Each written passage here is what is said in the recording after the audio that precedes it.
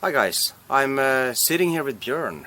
It's a pleasure to have you on my channel. I know a lot of my new subscribers in the past few months have come actually from Bjørn's channel. So welcome. It's nice to have a chat. Yeah. We're sitting in actually Bjørn's home here. This time around I've been involved in a new video that's coming on your channel. Yeah, and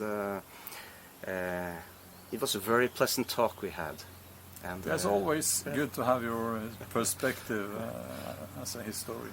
Well, thanks. Yeah, and I would like to share with you guys now a couple of questions for Bjørn, because I've seen Bjørn's YouTube channel grow. It's grown very much, and for some reason people must be very interested in seeing you or what you have to say, and basically you're sitting around the fireplace talking, right? I do that a lot. Yeah. And is there a reason for that? What do you think people are so they want so much to hear what you have to say? I think it's about being honest, and also that I talk about what things that people care about. Yeah. You see a lot of YouTubers, they make videos about themselves, and there's nothing wrong about that, but my thinking behind many of my videos, not all but many, is that I should make videos that help people and that people care about, because it's not about me. Yeah, and it's what catches me is that you get so much activities on your videos, many subscribers, but a lot of comments also. So it seems like this thing that you talk about with being self-sufficient, taking care of yourself, and being responsible for your own life, what it means to be a man, and all these kind of issues that concerns you, obviously concerns a lot of people. Yeah, absolutely. Half the world's population are men, so that's well, yeah, but I see also a lot of women also are engaged in this. So, absolutely. Of course, women mostly care about men, so I guess I understand. Yeah, I think it's about 30% of the viewers, at least the last month, because I just checked, they were women. Yeah. But we have a mainstream media now that is very mainstream and very they don't speak for the people, do they, anymore? So you see that both in the news, but also when it comes to entertainment. Yeah, with some very few notable exceptions, though. I'm very happy for those few that there are some that go against the stream, so to say. Yeah, but still, yeah. And I would like to ask you also, because our main point of contact is, I guess, our mutual interest for Vikings. I am, of course, then, as you know, a historian, and I work with Vikings scientifically also. But you write, and I think you write well also on. Thank you. Yeah, on Vikings, and it's fiction, right? But still, it's something more than that, also, right? Yeah. It's that's what I do. That's my daytime job. Yeah, to write novels. Yeah. And is this where I would always like to ask you where your interest in this comes from, in Vikings and wanting to write about Vikings? Is this some kind of childhood inspiration for you, or? Well, I've written novels for many years, and it's only. My first historical novel was Viking, which is the first in the Viking series. And I think, but before that as well, Norse culture was a very, it has influenced me in my writing right from the start, I would say. So I have been told that I was fascinated by Vikings as a child already.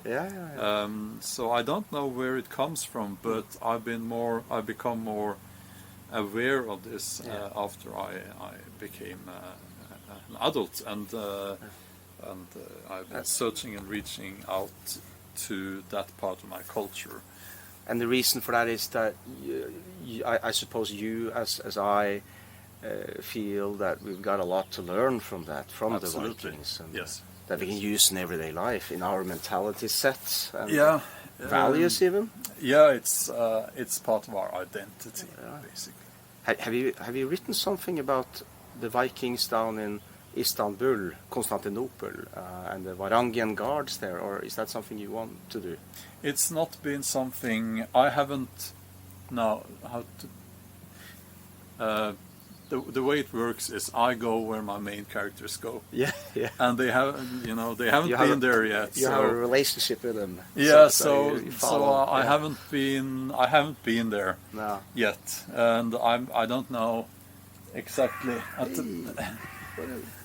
Nice dog there. Yeah, yeah, and because I'm thinking what we can learn about this Viking mentality, for example. There's a great story about 1,000 years ago when the Vikings were the Varangian guards down in for the emperor of Constantinople in present-day Turkey, and one of these Varangian soldiers tried to have sex with a woman, and she didn't want to, and he forced himself on her, and she was able to kill him with his own sword.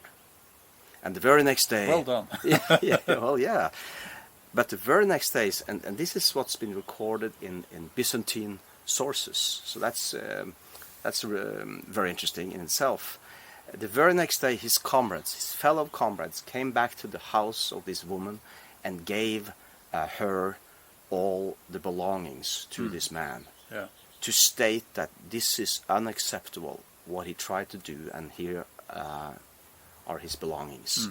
That's something that was very particular about this way of thinking, like Vikings, and even things we can learn from today, of right and wrong. Yeah, well, people seem to think about, even in Norway, or especially in Norway, the Vikings, or the Norse, I should say, as people who didn't respect women. On the contrary, I would say. Yeah, it's so insane how we all know, not we know, but most people, they don't.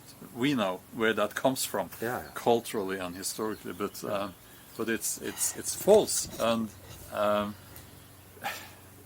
it's something.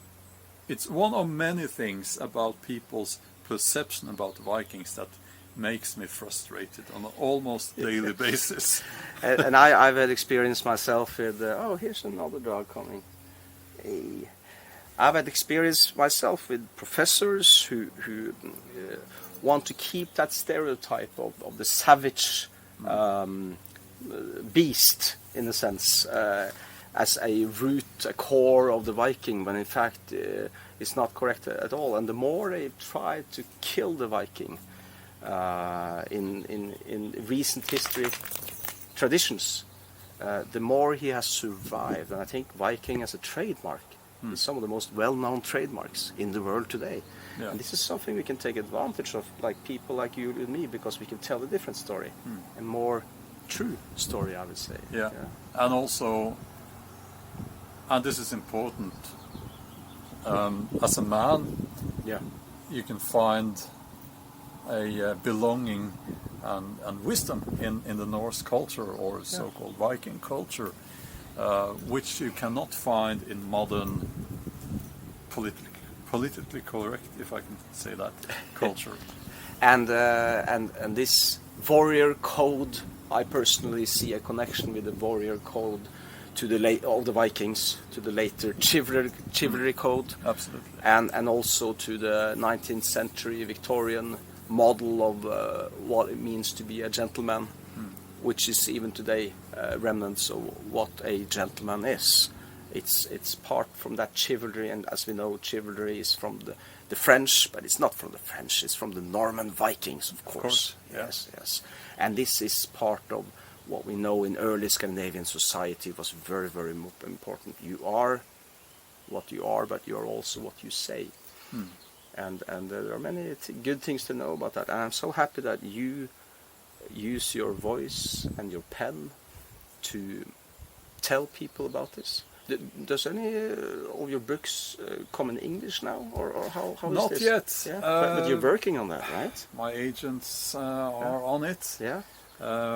That'd be something, to get something out. Yeah, well, that needs to happen. Yeah. It needs to happen soon. Definitely. Yeah. Well, let's try for that, and I'll put a link to Bjørn's channel and our recent talk. Thank you. Yeah, just below here, and you can go and subscribe if you haven't done so already to Bjørn's channel also. And I'd love to keep in touch and talk about other topics together. Yeah, we will. Yeah. Thanks. Yeah. Thank you.